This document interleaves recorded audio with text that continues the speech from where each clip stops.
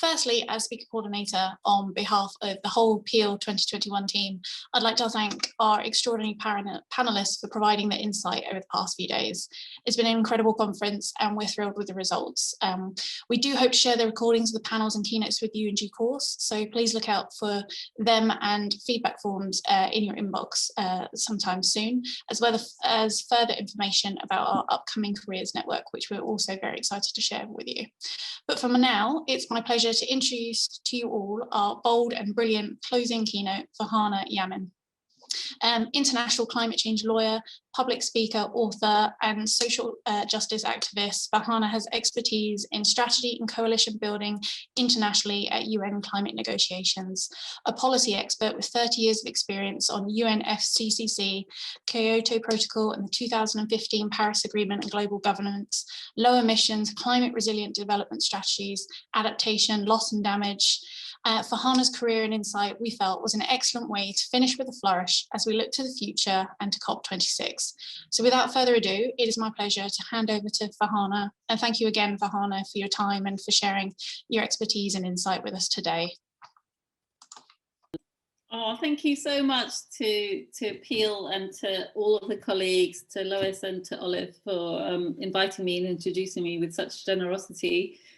Thank you to all of you who are watching as well and stuck it out for 2 days of the proceedings. I joined for part of the Brexit session today, which was excellent. And there's so much for all of us to think about and to reflect on what our legal profession, which we're most members of or joining, can do in facing up to our roles and responsibilities as we see them now, personally and professionally and politically. And I guess the little introduction about me, I feel very much, I started my legal career in 1987. I started my training, then I converted my degree, that took 2 years, and then became a solicitor. And then as I qualified in sort of 1989, 1990, I was really fortunate to be part of this explosion of interest in environmental law, and was very much part of that early cycle of lawmaking, in the late 80s and 90s. And I'm sort of looking back, and we'll use this lecture a little bit to look back at that 30 years of involvement, in my case, in the development of environmental law. I've seen the flourishing of EU environmental law, and now, as we face Brexit, a new chapter in the UK's own history, and going it alone. I've been part of all 3 major treaties that internationally govern the issue of climate change. The 1992 Climate Convention, I was there at the very first conference of the parties, and I've been really excited by the fact that the UK would host this coming meeting, the 26th conference. My daughter, our oldest daughter, was born just before COP1, and she's 26. So every year the COP happens, it's a particularly poignant time for me. It's very easy to remember which COP cycle we're on, just have to remember her birthday. And to feel that I've aged and grown old and matured professionally as climate change and the biodiversity nature crisis unfolds, is left me feeling at this stage, rather horrified, frankly, at where I find myself, age 56. So if you are okay, please allow me the indulgence of reflecting back a little bit. I have got some slides as well for everyone. I have ended up, I was 2 days ago on Monday, back at Shell headquarters. 2 years ago, 2.5 years ago, I joined Extinction Rebellion and glued myself to the headquarters of Shell. And the other activists who had started that action as part of the April 2019 rebellion in fact, on Monday of this week, started their trial at Southwark Crown Court. They're charged with criminal damage up to £25,000 for their action. I had intended to join that action, actually.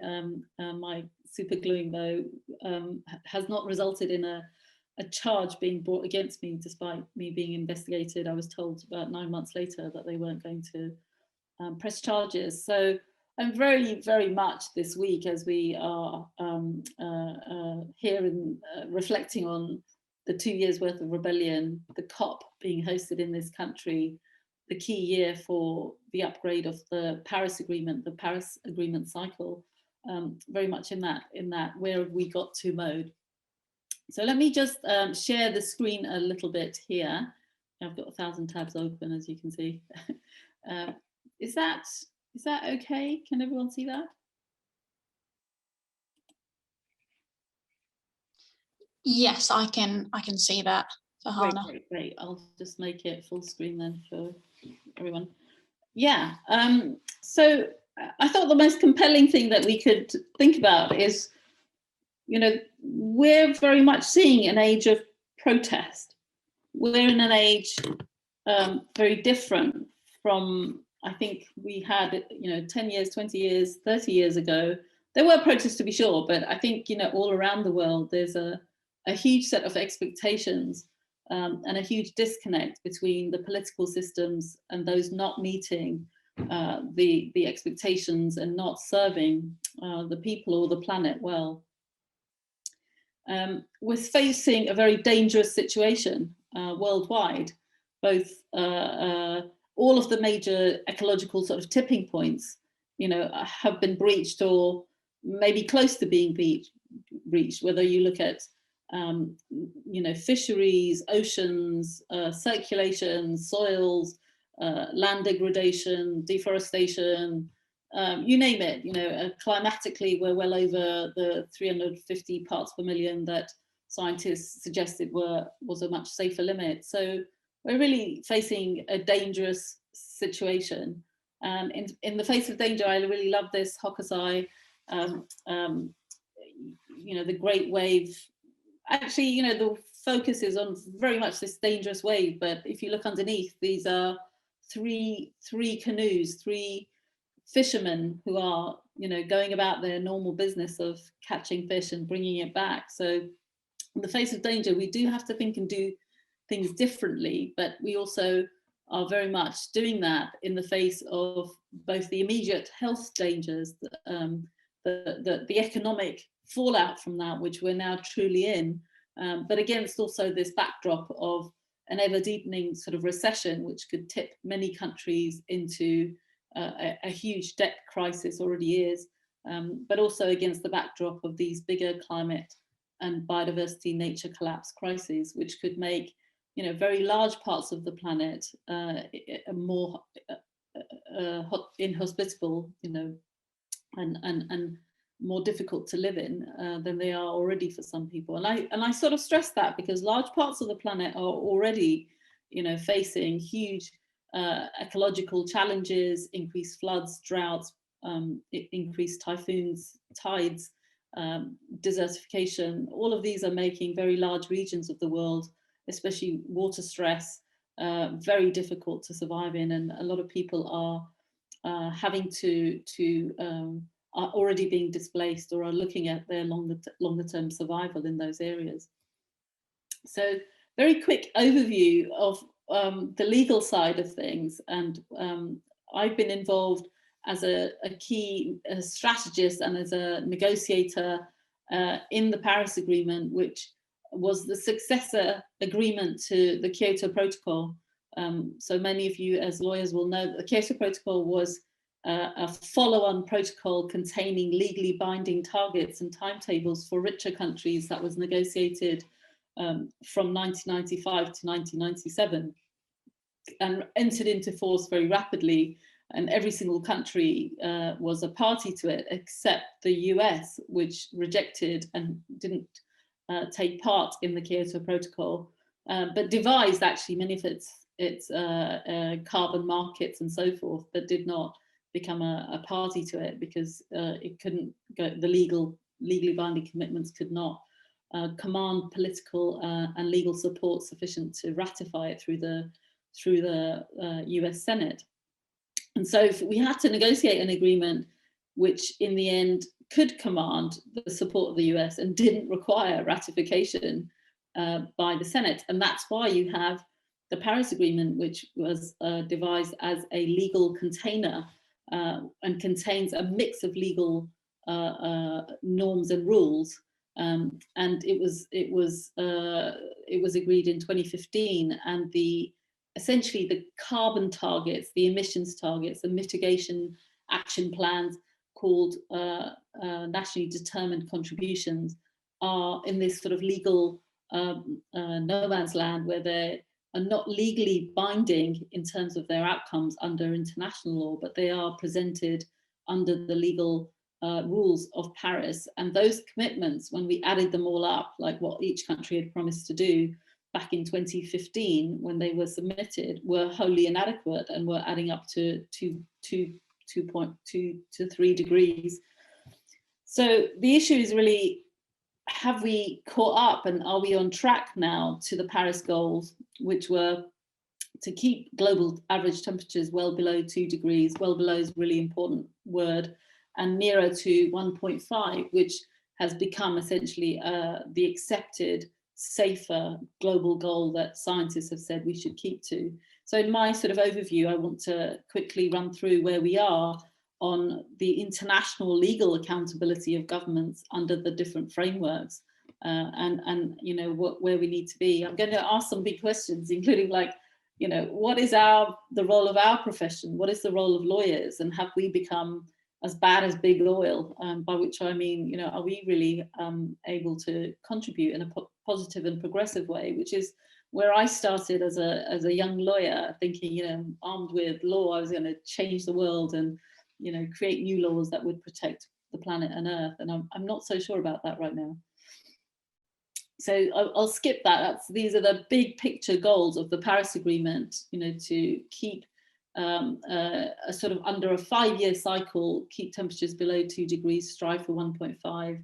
We're now, the Glasgow meeting was the 5-yearly update. It's obviously been postponed from last year due to COVID.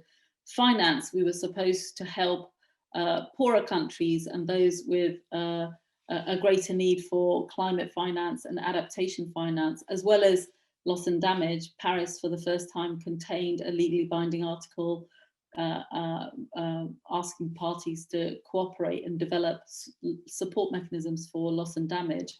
And also all of this was accompanied by binding rules on monitoring, verification to help transparency. So it was a major sort of framework. And now the US, on the first day, in fact, the Biden-Harris team took office, they signed themselves back into the Paris Agreement, which was possible because of this legal formulation that we had come up with that allowed the US to do that.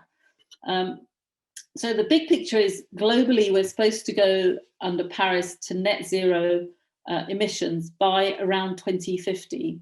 And that means slashing emissions, according to the IPCC, by 45% by 2030. And phasing out coal almost immediately, especially in all of the richer countries. There's no room for coal if we're going to stay on this 1.5 or 2 degree pathway. And this report, the special report, was part and parcel of the Paris Agreement. It was agreed in Paris that there would be, let me just put my timer on so I don't get completely carried away. Start.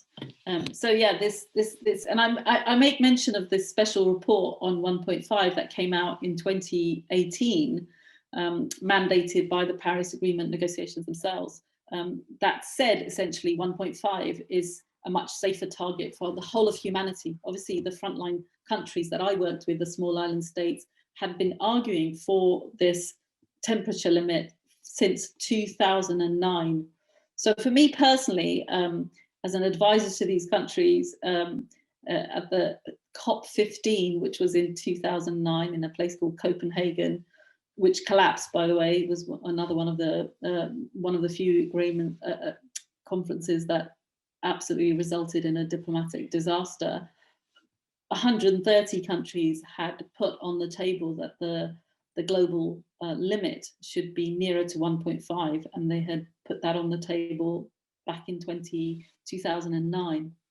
So the fact that it's taken sort of 10 years to 2018 for the IPCC and for Paris to acknowledge what the science was saying is, in fact, I think, reflective of politics, but also quite telling, and I think will be a very significant legal factor if and when, as in my view, we start to look seriously at liability, responsibility, culpability through legal processes, political processes, and through our normative conversations that we have everybody.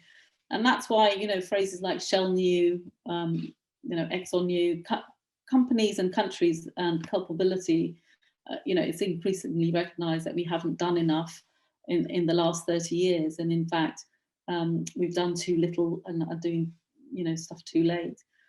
So very quick answer. Are we on track to meet the Paris goals? No, we're really very, very far off track. So as a result entirely of COVID, in fact, emissions fell in 2020, which was due to an economic, shrinking. People were, in lockdown, industries were in lockdown. But in fact, all of those emissions have crept back up.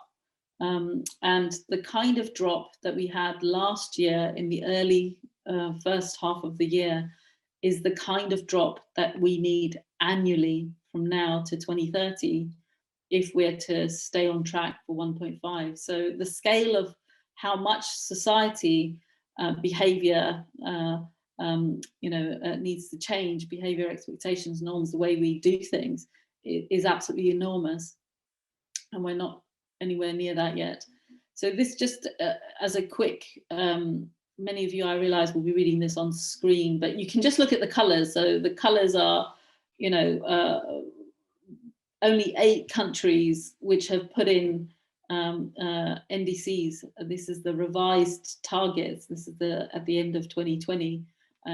This snapshot sort of shows, most of the countries are not on track and had not submitted the enhanced pledges that they were meant to under the Paris Agreement, and they still haven't. We're a few months on now into 2021, and the summit that's coming up that has been proposed by Biden on Earth Day on April the 22nd, he's saying that countries should step up and increase their ambition and announce enhanced targets, because the enhanced targets don't add up. So the analysis that was done in December of all the pledges that had come in until then, as I said, the science said we needed 45% reductions by 2030, and in fact what was promised is 1%.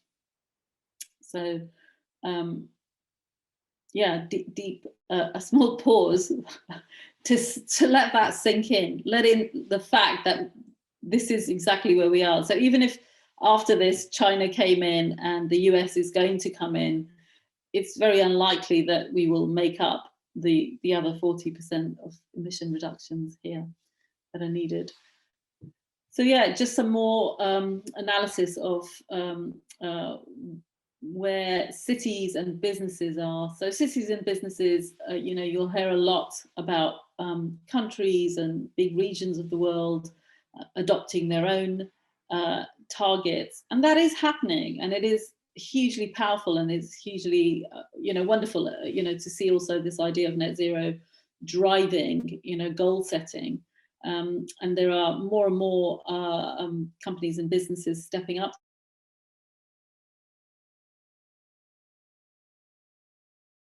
And even when companies and cities have stepped up to that, there's still a big gap between the pledge, the intention, and the reality of how far the shorter term actions, you know, what needs to happen in 2021 through to 2030. There's a big gap between the short term and the long term. So whilst corporate commitments are growing, the pace and the scale of global action is really small, and it's only a tiny minority of the world's millions of companies that are still doing this. The vast majority of the world's companies are still unaware, and this is the largest of countries. So COVID, you know, allowed all of us all around the world a chance to reset, to recalibrate, to redeploy capital and investment and direct them into a different shaped economy, into a different shaped society.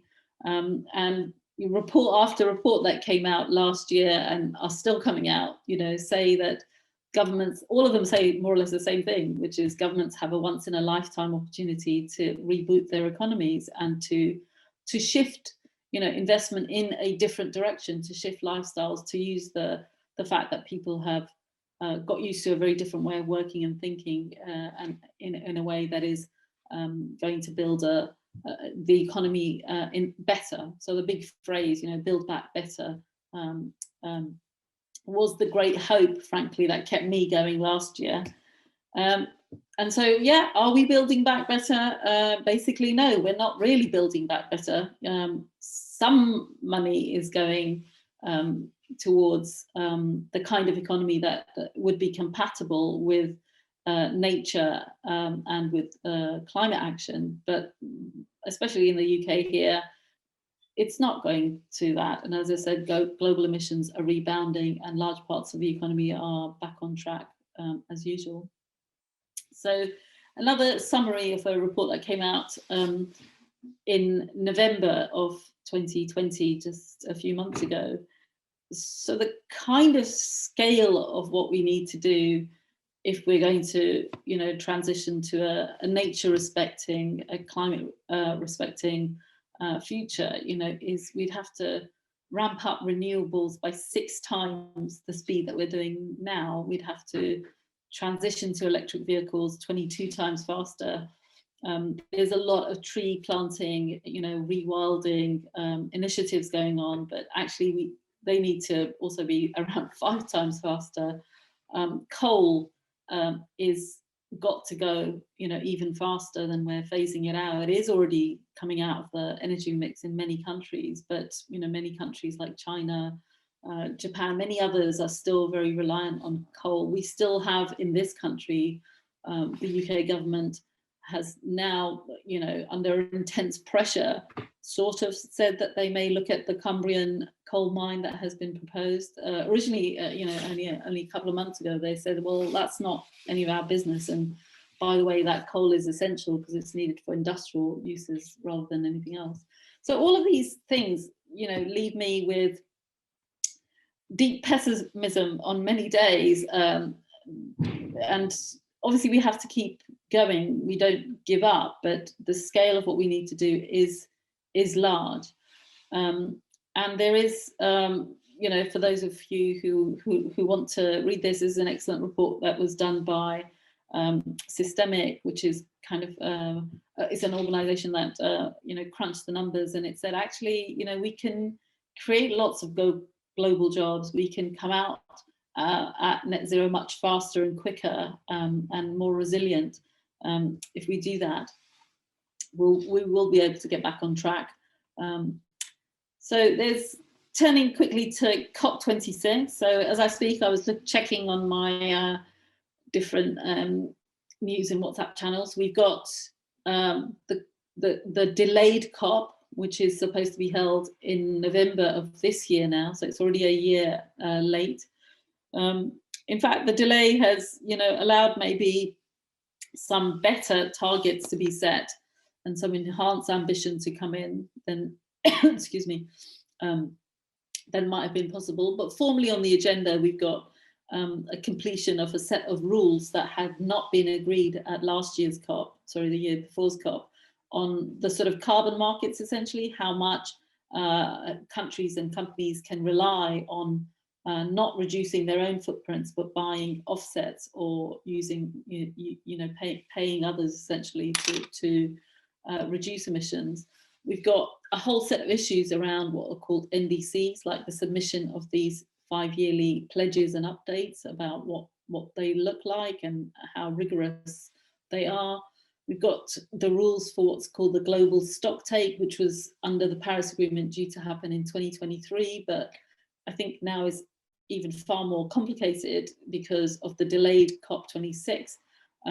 We probably need to do something quite different and allow countries the flexibility and the choice and give encouragement to ratchet up their pledges in real time and on an ongoing and a continued basis. And there's also what's called the finance and solidarity package. So by 2020, the richer countries, on account of both historic responsibility, but also their greater financial reserves, have promised under the convention and under Paris to deliver $100 billion per annum for climate action. And that remains undelivered. It sounds like a very large number, but we need actually to turn the global economy round, and most developing countries need a total of trillions probably. So that also has not been delivered. And what's called the solidarity package is essentially looking at a justice-centered transition to where vulnerable countries and communities now find themselves. And so even before the impact of COVID and the debt crisis, which is huge now and for many countries, you had we're close to 1.2 degrees already. We're close to, tipping points already. We are already close to having many countries and communities dealing with the impacts of a warming planet on an everyday basis. I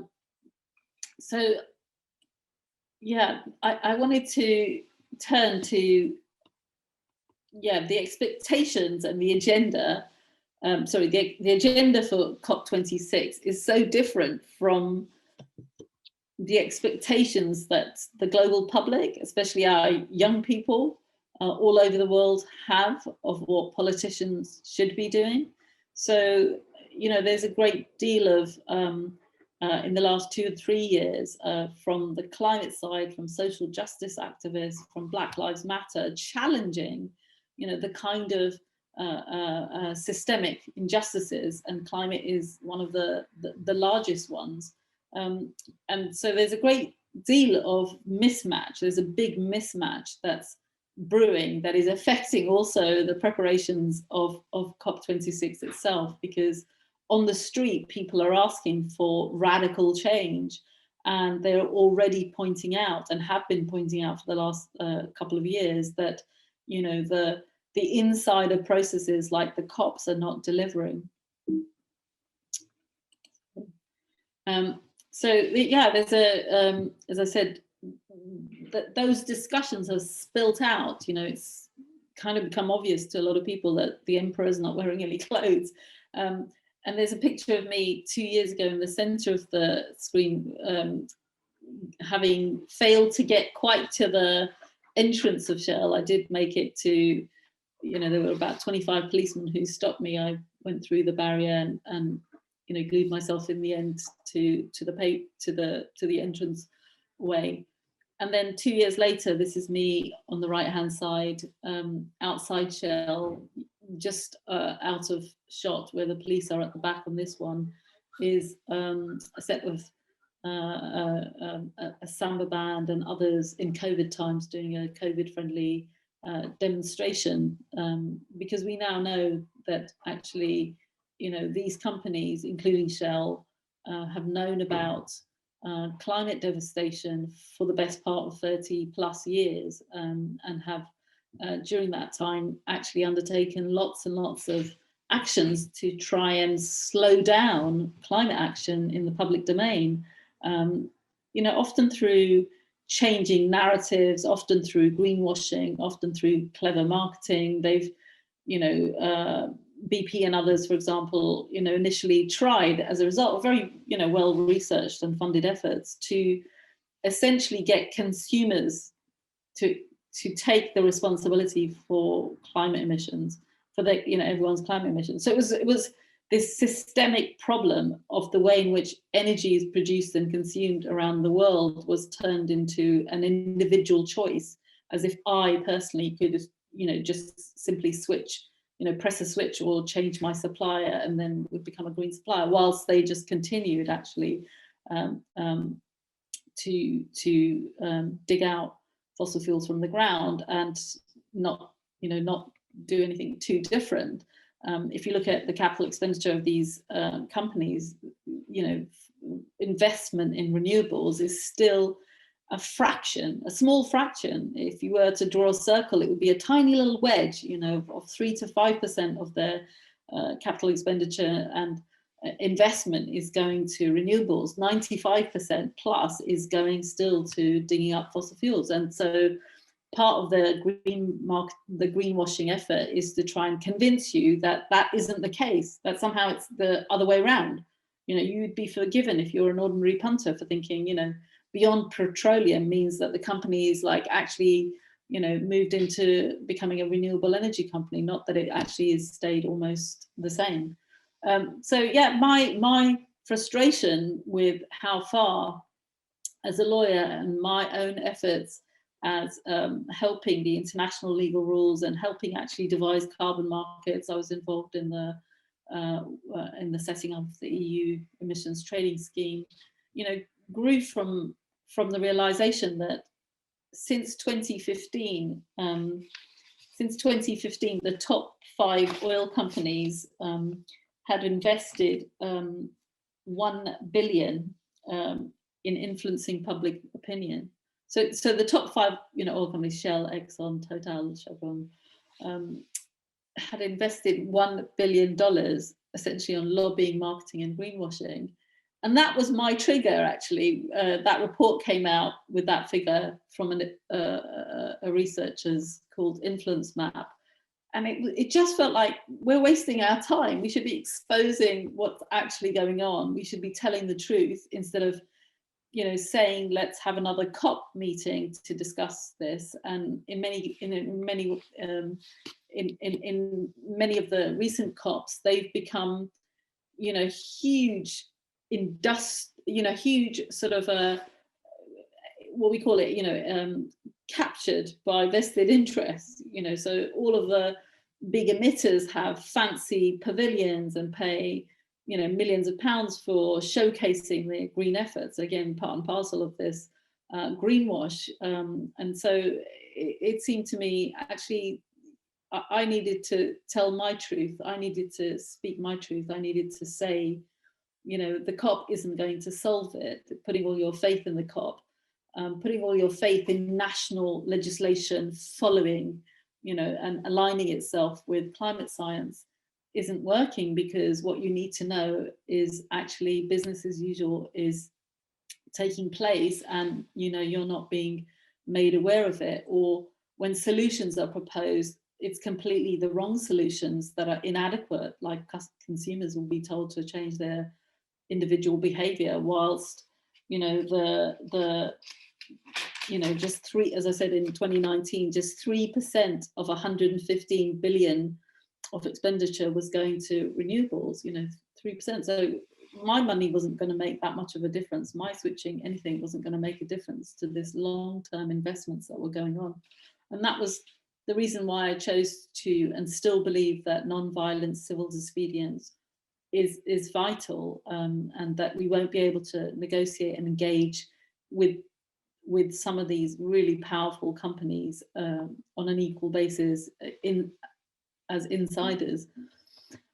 So again, let me give you some positive gains. As part of the last 2 years, as I said, public opinion is high. The last 2 years of protests, led by young people, led by students, led by school children, led by, you know, radical movements such as Extinction Rebellion, has led to a huge sea change in public opinion and even more support for rapid action. We've got, you know, country after country declaring that they are recognizing that we're in a climate emergency or climate and ecological emergency. We've got nearly 1 billion citizens. If you look at all the local authorities, I live in London, and in Camden, we were one of the first authorities to also declare a climate emergency and to set ourselves the goal of far more rapid phase out of emissions. So there is a great deal of bottom-up action that is happening around the world, recognizing that you know, we need to act and far quicker.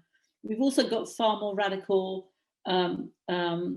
proposals that are now, you know, becoming more and more part of mainstream political thinking. So back in 2017 actually, it's the Sunrise Movement, which is a movement of mainly young people, you know, said actually we need a 10-year deal. We need like a Marshall Plan type approach, you know, to have a massive investment, just as the New Deal had been after the Second World War, had rebuilt Europe, had rebuilt the US, had taken a long-term view about what kind of society we needed. We needed a Green New Deal. And there's lots of similar ideas, slightly different wording, you know, and now, you know, Boris Johnson has announced last year the UK will be having a green industrial revolution. So this idea that we're on a cusp of something very different, a longer term reconceptualization, a new vision for our economy has really taken hold. But, you know, it has influenced that thinking. The US now, under the Biden-Harris administration, is absolutely committed to that kind of thinking. They haven't formally used the Green New Deal, you know, words as such, but all of their, for the last 3 or 4 months, what we are hearing and seeing and what they're saying that they're doing is centering climate justice, is centering, you know, clean, good jobs being created, first and foremost, targeting communities that have been marginalized or who are suffering most from the inequalities of the current system, which is the kind of climate justice framing, the just transition framing, is that you look at the existing ways in which the system is harming or leaving behind certain sectors and communities and regions, and you recalibrate and rebalance your policy on that, around that basis. So there's still a very divided you know, world out there in the US and here in this country too, I have to say. So let me, you know, there's a lot of potential and progress, and, you know, things that are going the right way, and maybe far more is happening that will speed up. That's how I feel, actually. Our history of environmental law shows that, you know, once you reach a sort of once you have alternatives, which we now have, you know, the cost of renewables, of energy efficiency, of green electricity, for example, is far cheaper. And so, you know, you can't really bring back coal unless you really drive it through as a political choice, which is what was happening under Trump, for example.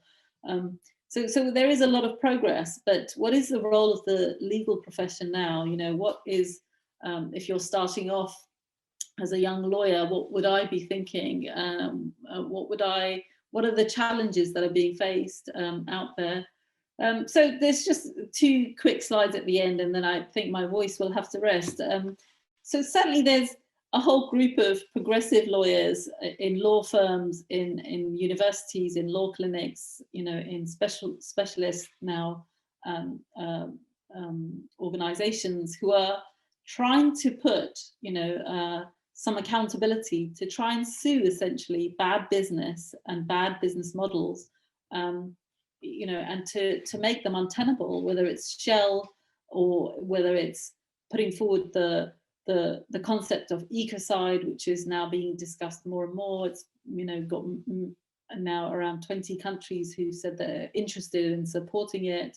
There are more and more climate lawsuits being filed all over the world, actually, whether in human rights bodies, whether you're using tort law as happened in Agenda, whether it's in Ireland or France, or Switzerland or Australia or the US, and also many developing countries, including like Pakistan, where human rights and often constitutional provisions protect the environment. These are now being activated, they're being used. So, there's a great deal of pride, and I've been involved in supporting some of them and, encourage that to, as I said, the 7 activists who did do that action in April 2019 are having their trial this week, actually, and it may continue next week, depending on whether and if they're allowed to argue their own case and say that they were defending the earth, and that actually it was necessary for them to break the law. The defence of necessity may be allowed to be heard. But there are also, almost 900 other activists who have been charged and processed through the magistrates courts in the UK, for example, mostly from XR. And the space for having protests and activism is sort of shutting down, not just because of COVID, which has made it difficult, but obviously many of you will be aware in this country of the new bill, the new courts and tribunals and a bill which would essentially give draconian powers to the police and would make protests much more difficult, and is been put forward directly as a result of the kind of protests that Extinction Rebellion held in 2019 and Black Lives Matter held in 2020. So the space for these progressive actions is, on the one hand, opening up, but also shutting down, and we're not quite sure where the judiciary will respond. In some cases there have been some wins, but in many cases these are test cases, and yeah, we may need many test cases to take place before the law really is established and changed, and companies realize that they cannot continue those business as usual practices. And my final slide, I'm very much reflecting, as I said, on what now, where do I sit, what is my trajectory for the next, the next 30 years of my life. And I feel like actually young people and young lawyers are really leading the way. They've, this is a set of slides which shows not just lawyers for XR, which are who are, in that case, you probably may not be able to see, but having a protest outside the Law Society, doing educational work, but also now more controversially, and I think in a welcome way, they're shaming and naming and shaming the law firms and the lawyers who are continuing to support business as usual, especially supporting fossil fuel industries that are taking no account of the climate damages that their business models entail. So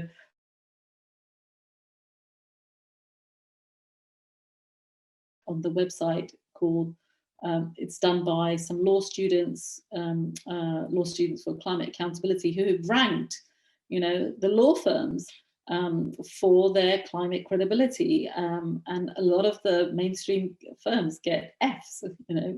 Basically our profession is as much about aiding and abetting and supporting business as usual, and making large amounts of money from the very industries that we know are destroying life on Earth. So I'm personally, more and more realizing I can't just sell myself, and it's no longer good enough to say I'm a good lawyer, I'm doing the good things. I think we need to do more. We need to do more and be in a more uncomfortable space ourselves, and we need to work with and maybe shun, our legal colleagues. That's kind of hard, when you're at law college. You'll have friends who will go to many of the law firms who are in this are in this thing, but I think we need to speak more honestly and truthfully as a profession, and say, look, you know, there's a bigger set of issues. There's a personal responsibility, there's a professional responsibility, there's a generational responsibility for changing the way in which our profession, you know, does its share for delivering justice. Because in the end, that's what motivated me to become a lawyer. I wanted to be part of a system that was just and to help the system of justice. And I feel our courts and our legal system is so far away from that, that for me, I feel, having done the treaty making, the law making, you know, the insider role, frankly, it's better to alert people that large parts of the judicial system, the legal system, isn't delivering at all, and is, you know, so far away from it, that the main thing, you know, to do is to alert people to that incongruence, and hope that they will, you know, instigate change. That will instigate changes across our social norms, across our political norms, and across our legal norms. And that, you know, I hope that in the case of the Shell 7, whose trial will end sometime next week, that, you know, maybe our judicial system, I hope, I wish, I pray, will recognise that actually telling the truth, you know, we shouldn't be shooting the truth tellers. We should be holding polluters to account. That was a really important legal principle that we were supposed to have enshrined and acted on, and that we haven't. So I'm gonna end my talk there on this slide, and leave you with that, you know, thought of what is the role and responsibility that you have as a lawyer, qualifying now, or if you're qualified now. And I've been reading, I'll stop showing my screen for a minute. How you stop sharing your screen. Oh yeah, there it is. Here's a little button.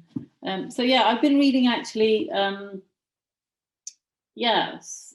Wiesenthal's book, Justice Not Vengeance, which is, I feel very much that it doesn't look like it, because we have the privilege of living in a society that has outsourced its conflicts in the way in which we extract and use resources.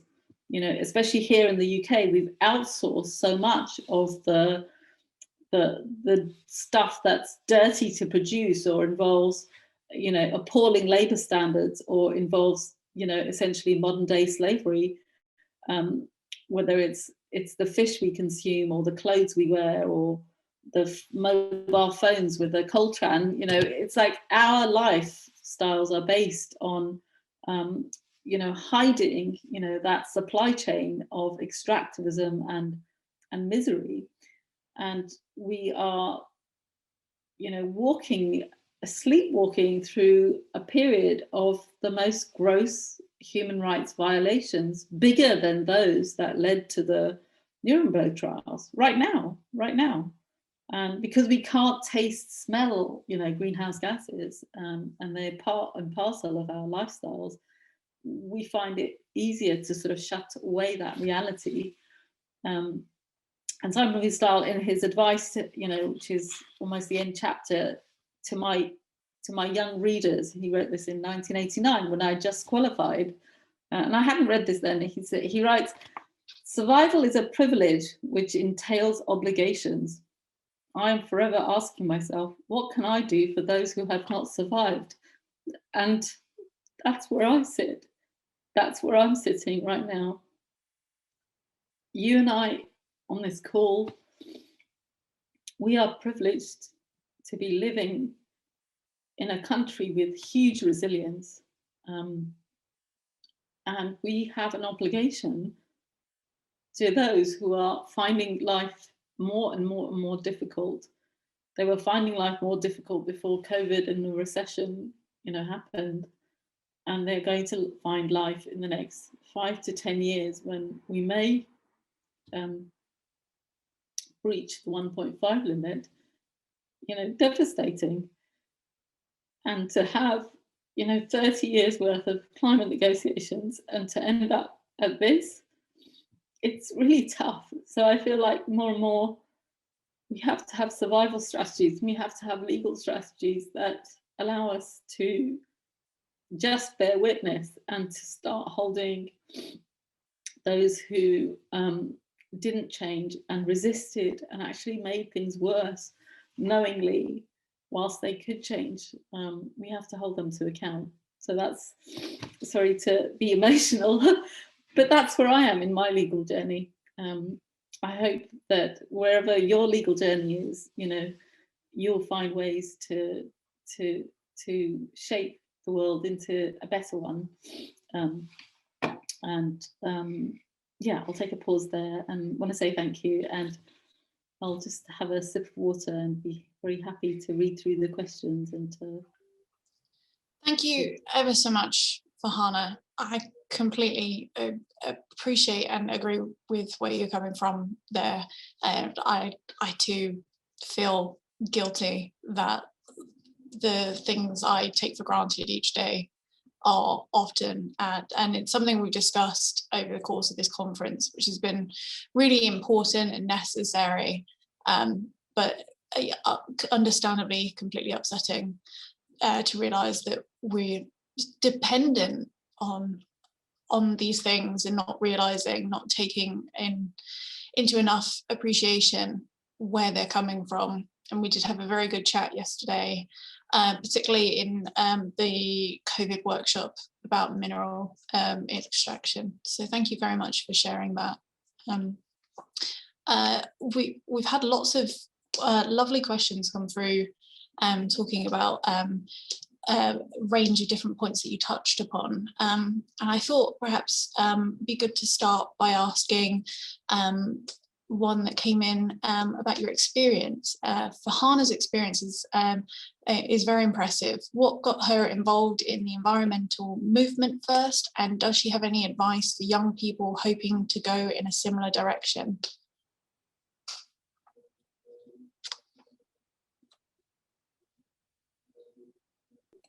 Thank you. My network is a bit wobbly, so I might switch off my video for... I think this is okay now. Is that okay? Yeah, absolutely.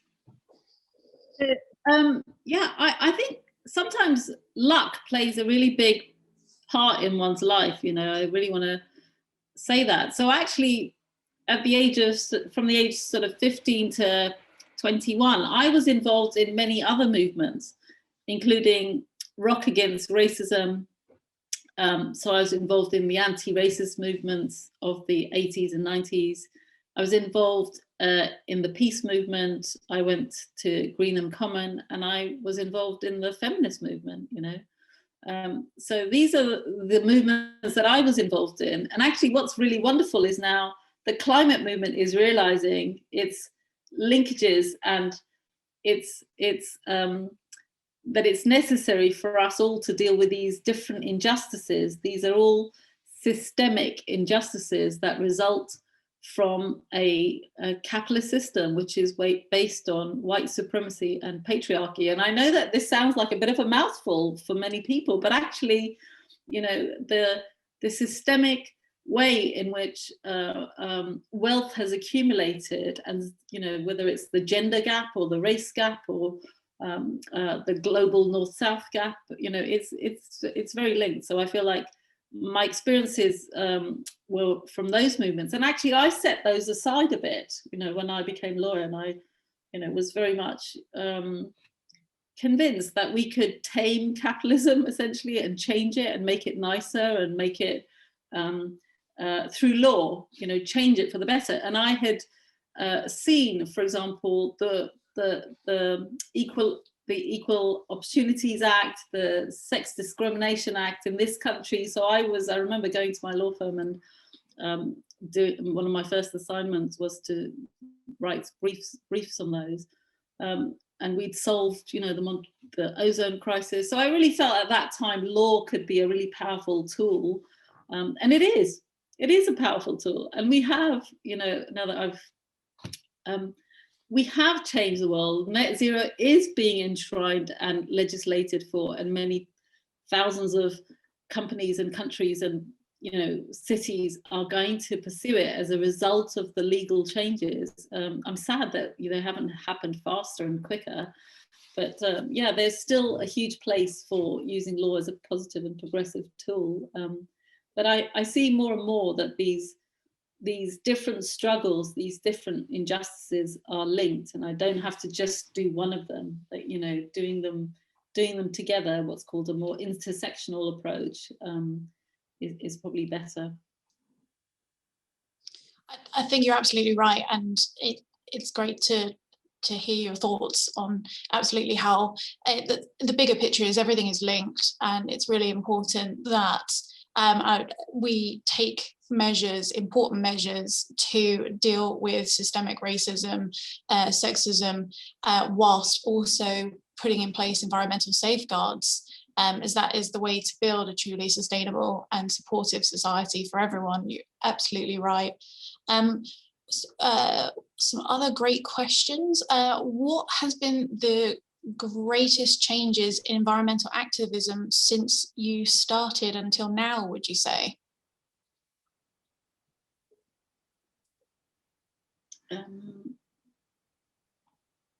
Like, I guess when I was qualifying, environmental law was something that we thought we could fix through technology and standards. And then, new technology would come along and we'd mandate technology standards, like use best available technology and tell industry to do that. Or we'd do some education, of consumers and so forth. Labeling came along. We then went to market-based mechanisms are going to fix it. Consumers and companies will find creative solutions. So we had, an entire sort of 2 decades fixated on, devising carbon trading systems or trying to get carbon taxes, which would send the price signals essentially, and the market would figure it out. And I guess where we are now is realizing, market tools and education can't just fix it, and technology, we have got a lot further, and we've had this huge and brilliant, and thank you all the scientists and engineers and everyone who's contributed to the renewable energies being cheaper and better and available.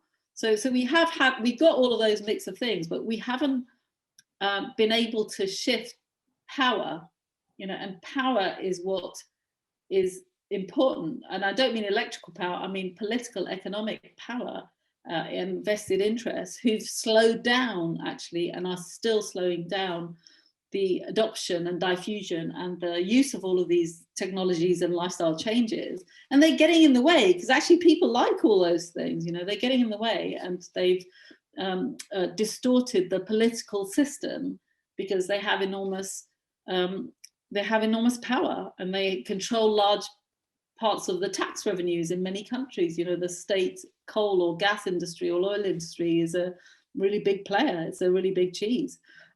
So I think the activism that's changed is now reflecting that in these much more strategic, fundamental shifts, like saying the whole economy must change in 10 years. That's not a stupid idea. That's a brilliant idea. It's not something that we proposed. I proposed 20, 30 years ago. We were still trying to do end of pipe or surgical sort of, economic environmental instruments to control things. And I think the nature of activism reflects that. So we now have, movements that are challenging and bridging and building a vision for a very different society as a whole, rather than just these more siloed policy insider sort of tools. And I think that's how we're going to win. We still need the policy wonks, and we'll still need all the lawyers actually, but we can't do the bigger changes that are necessary unless we have that shift in people's thinking and the acceptance that actually our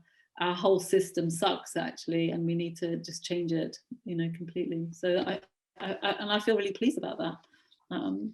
I feel really pleased about lots, and especially I think younger people get it, and they're much better at calling out, like, why are you still trying to flog us this system when it's failed so badly? And how is a carbon tax going to fix this? And it's, yeah, and you think, yeah, you've got a good point. Let's just. There's no pulling the wool over the eyes of the younger generation. Absolutely, you're absolutely right. They've totally clued up, and they know exactly what's what, and it's great to see. We're privileged to host Anita yesterday, who's a 17-year-old, highly already qualified climate activist, very knowledgeable. But you're absolutely right, it's a change in mindset. And I think I was so shocked, kind of recoiled in horror when you said they'd spent $1 billion on marketing and greenwashing by the largest 5 oil corporations. That's shocking. That's so shocking, especially kind of coupled together with all the information you've so eloquently put forward about the depth of the crisis that we're in and where we're at.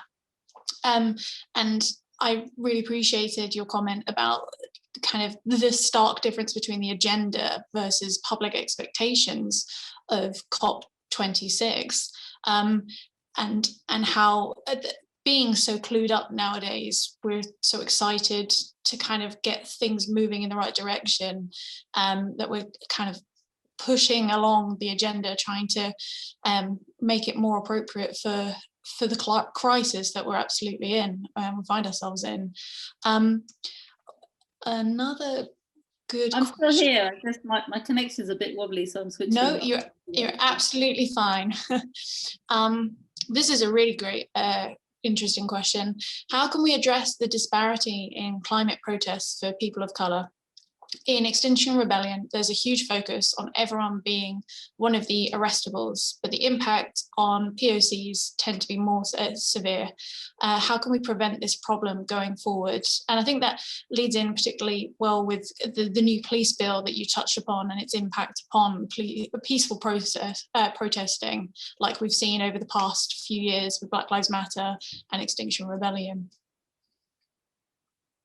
Yeah, I think first of all, that's absolutely true that in this country, and I disagree now with the this report that came out 2 weeks ago, essentially saying Britain isn't an institutionally racist society. It is. On the day I got arrested, there was a man who'd been called the N-word in the police station, complaining that he'd been called the N-word.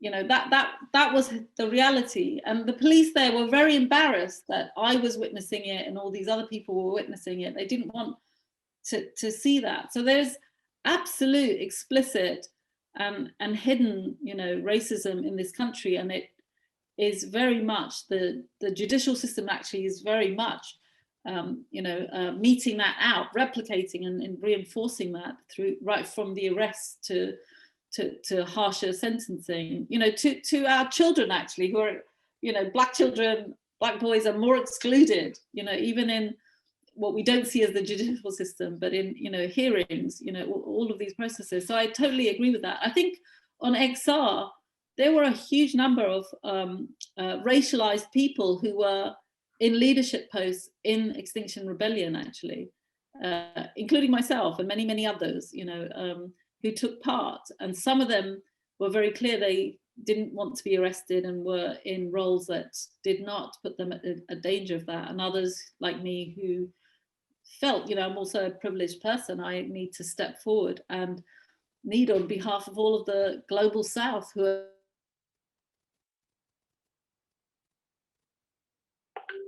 privileged to use my voice, to use my legal status here.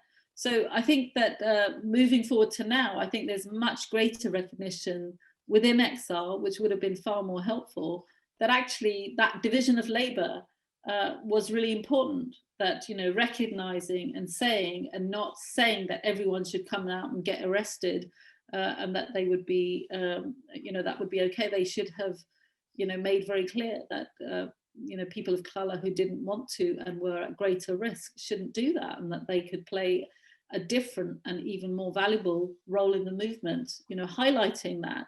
So that's what I would say. And XR, at the end of the day, I'll be really honest, it was a startup movement and it wasn't a great big organization.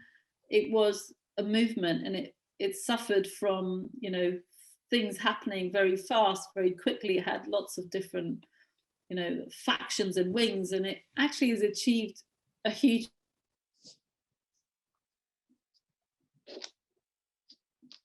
organizations are still as racist and is still as, you know, behind in their thinking about people of color. I'm not excusing what XR did. I'm just saying that I've been part of the environment movement, the climate movement, the NGO sector.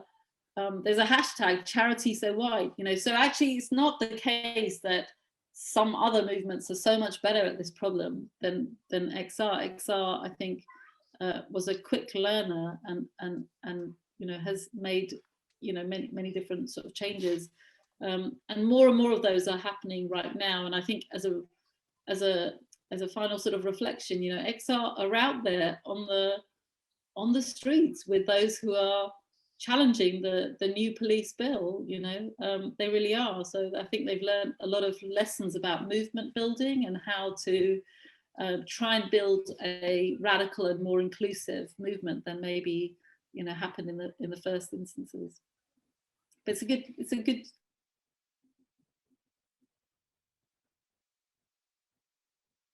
thing where we're all in the same boat, and COVID has helped maybe make people realize that, you know, that even a virus which can spread all over the country isn't going to affect everybody in the same way.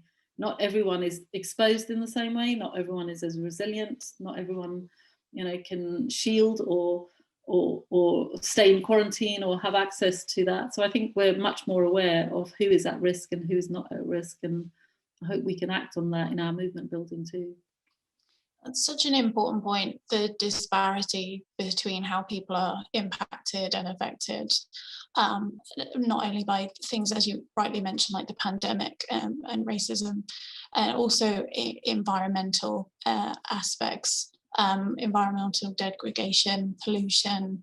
The impact is profoundly different depending on yeah, very different.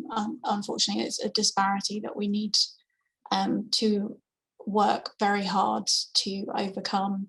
Do you think it's given enough attention at some of the COP conferences, or in, say, agreements like Paris and Kyoto, the disparity?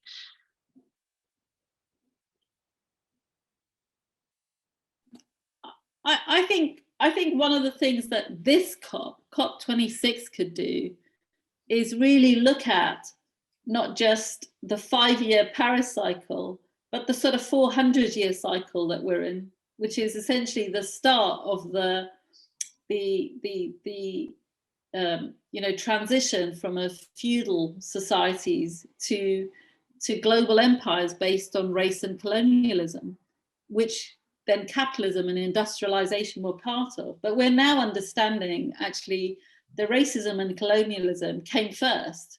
They allowed the industrialization to expand rapidly here in these countries. And so, you know, I see very much this COP as an opportunity where the UK, you know, doesn't just now is happening, you know, talk about the UK as a brand, you know, that is going to reinvent itself, but does it in ways which recognizes where its place in history is. You know, we can't just proselytize about, as I said, abolishing, you know, slavery or saying we were the great industrial power without saying actually that industrial power, you know, and the Green Industrial Revolution is a, you know, throwback to the Industrial Revolution, that was based on burning all our coal, you know, burning all our forests, chopping them down to make ships, you know, buildings, and getting resources from other countries and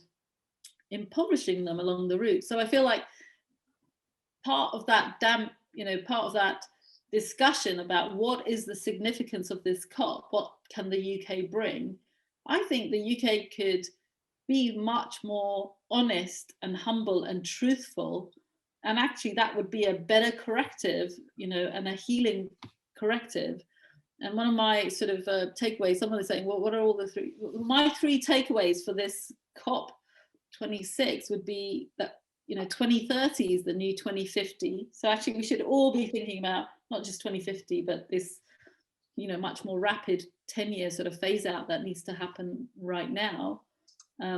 I think that nature needs reparations, and that we need to talk about what that means. You know, reparations literally means repairing and healing. And we can't just talk about loss and damage without recognizing where they've come from. And that's a much longer tail. You know, a lot of the cumulative emissions in the atmosphere now and in the oceans are from hundreds of years ago, including from when we were you know, the most powerful industrial superpower in the world. And so we can't, you know, talk about those things with just pride. I think we should talk about them with the full honesty that goes with it. So yeah, if we can bring that encouragement, that understanding to be more honest about our legacy, I think we'll have a much better chance of, you know, shaping a future that is inclusive. And I know as a developing country negotiator, you know, most countries from the rest of the world, like Pakistan, India, China, you know, they get really annoyed by this, you know, patronizing, oh, look, we're climate leaders now. And it's like, well, you're not, because you've outsourced your emissions, and your present day wealth and ability to switch is based on, you know, what happened, you know, a few hundred years ago. So, yeah, I think that understanding, again, I feel encouraged, is being woven into demands for changing the national curriculum, the way climate is taught, you know, not just as a problem about gas, climate, you know, carbon molecules. It's taught as part of a bigger set of issues and a longer history and a problem. So maybe that's one of the things that we can all work towards. You know, the law has a role in shaping yeah, what kind of norms and understandings, you know, where did they come from?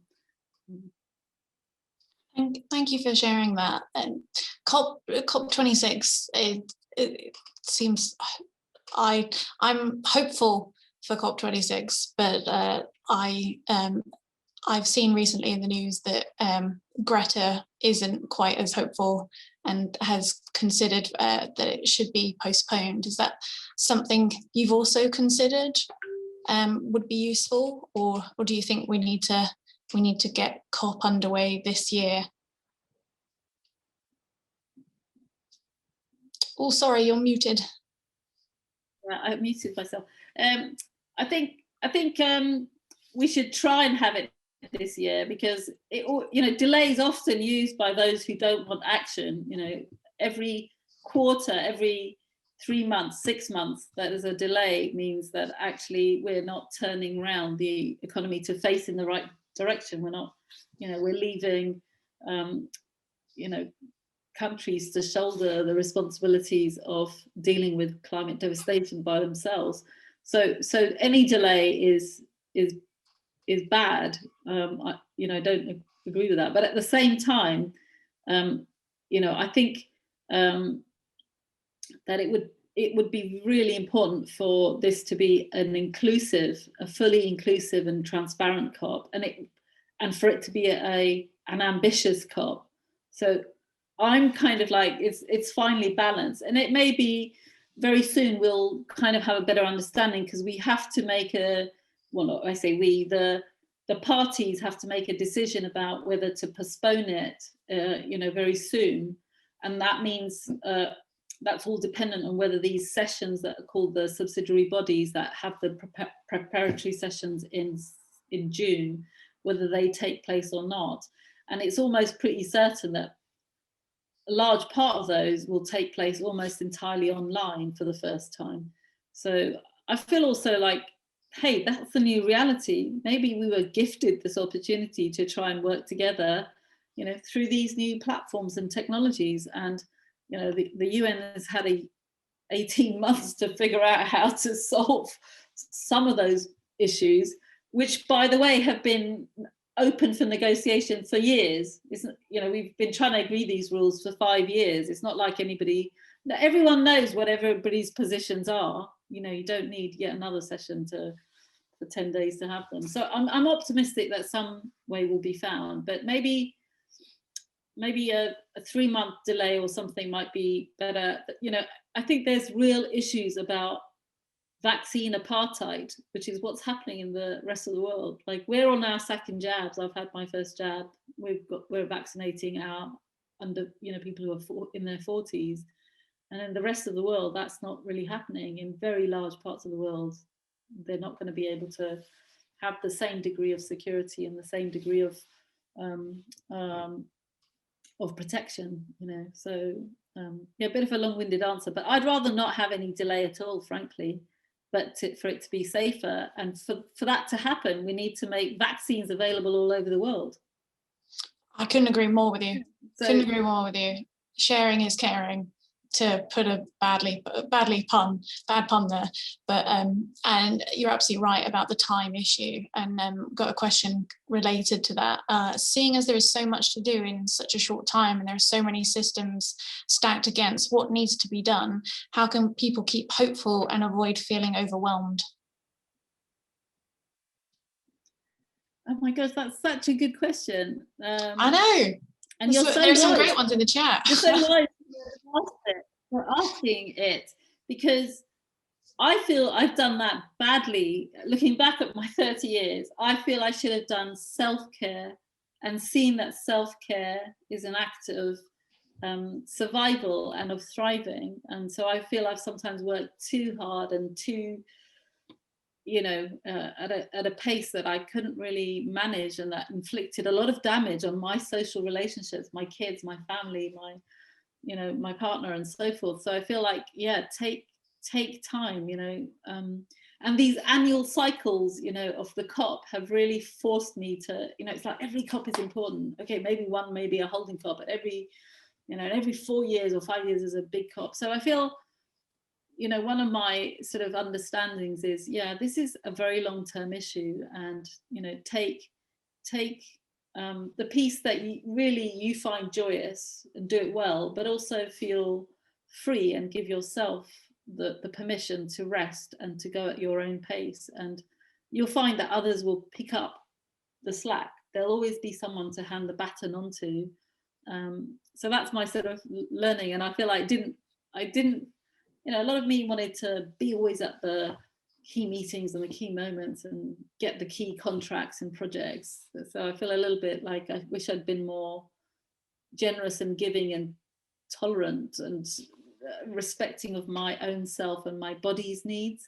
And I think that that's very important with this new phase that we're in, where there is such a psychological pressure to witness every day the devastation that's going on all around, and to keep that sense of possibility and hope and joy still alive, because the world is still full of joy, it's still full of love, nature is still abundant and all around us. To keep that sort of balance. So before I came on this talk, I went for my walk in my park with my dog. So find whatever works for you. And I have a sit spot, and I connect with nature more. And again, these are things that I've learned in the last few years, and I've actually done a whole course on nature connection. I really recommend that to other people, like forest bathing or whatever. Because here was I, as an environmental lawyer, almost entirely never in the environment, always like working, always a workaholic, always in an office, always in UN building with no windows, no natural light. So be the talk, be the person who is a nature connector as well as a nature defender. Thank you for that. You're so right. There's a wonderful book called Dancing with Bees that talks so eloquently, as you just have, about working so hard for nature and then realizing that you're not sure of the names of the species around you, or ways to protect them, to do little things as much as kind of self-care for the nature around you. So thank you for that. This is a nice question leading on from that. What are your favorite parts of working as a lawyer, working on cases versus working on policy, international regulations? Yeah, that's thank you, Kezia. That's a great question. I love the creative parts of lawmaking, of the sort of creating a concept and an idea and putting it into legal form. You know, so I think there's a reason why I've done more of the negotiations and the treaty making, and not done so much of the casework. Not so much done. I've done also. I love strategies and coalition building. So a lot of my work actually in the last 10 years has been as a funder and as a strategist as much as a lawyer.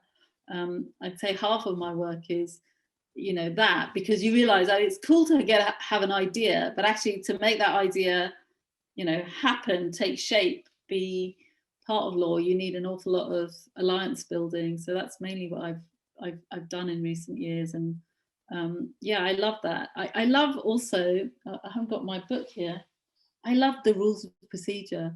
So I feel for me that the balance between the very big picture stuff and loads of coalition buildings, which is quite exhausting, you know, is balanced by this very nerdy legal set of rules that govern how meetings happen. So literally the rules of procedure with a capital R and a capital P, that are the ways in which we organize meetings, you know, the presiding officers, the quorums, the different legal rules about formal and informal, about who's represented and where, what kind of meeting you can have. And that I love that. That's my nitty-gritty insider bit. And the two are sort of related to this issue of climate justice, because basically who's in the room and who gets to speak and who decides and shapes the agenda and what evidence they bring is all governed by the rules of procedure. So they are absolutely crucially linked to, in effect, controlling the sort of outcome that, you know, comes out the other end. So and I love the lawyers who do litigation, but I've always felt in the end, I've never done litigation as a litigating lawyer myself. You know, yeah, I respect them. And I think it takes a lot longer. It takes loads of time as well. So I feel like you may as well get a treaty written in that time. Awesome. So true. We've still got quite a few questions. While many companies are ramping up their environmental agenda, in brackets, which is great, do you think this race to be more eco-friendly, climate positive might hinder genuine change? How can companies avoid performative environmental activism? Yeah, well, I think, no, great, another great question. Yeah, loads of companies are sort of jumping. Well, first of all, let's welcome the fact that they are jumping on the bandwagon. You know, that's what we need. But then it's up to their shareholders, their directors, their employees, interns, whoever goes there, whoever works there, whatever your engagement in the supply chain or as a otherwise, you know, has to make sure that they do what's necessary and they deliver on their pledges. It's all well and good to make these pledges, but we have to make that real, and we have to then make sure they don't just do the low-hanging fruit or produce a nice statement saying we're paying someone else to do the difficult things, but, you know, do the difficult things. I think companies in general can be sources of great innovation and ingenuity. And in fact, I feel really proud that the net zero target, one of the rationales for it was actually saying, get people to think about what it means to entirely change your business model, not just phase out emissions 10% or 20%, just say you have to do without them altogether. What does that mean? And it means that then they innovate, you know, more about the circular economy, or, you know, upcycling, recycling, or changing their products altogether. So yeah, and I'm excited by what is happening out there, actually, you know, from alternatives to plastics and how quickly they can be phased out, to renewable energies, to battery storage, to you name it. Every part of the system is kind of, you know, activated, and so let's keep them on their toes. Yeah, and let's boycott businesses that are doing that. Yeah, so I think that's the other big lesson, that in the apartheid, you know, which I took part in, the anti-apartheid movement, they had the boycott, divest, sanctions movement part was a really important part. And again, that hasn't come to the fore. We've been less good at the boycotting and sanctioning part, because a lot of the activists, a lot of people have focused on the insider role. So we need to take all the tools and the strategies of other movements that were really cool. So they had sports boycotts, they had arts and cultural boycotts, they had obviously consumer boycotts. So we didn't buy South African grapes. If you saw them in a friend's house, you said no. We might adopt some of those things as a way of sensitizing ourselves to the different supply chain considerations. Yeah, it's like we've been saying, with the interconnectivity of looking at the bigger picture and combating and tackling multiple issues at once, and being sensitive, supportive representatives of communities across the world. Absolutely. Another question, what would you say to someone who's not too keen on protest as a form of climate activism but still want to contribute?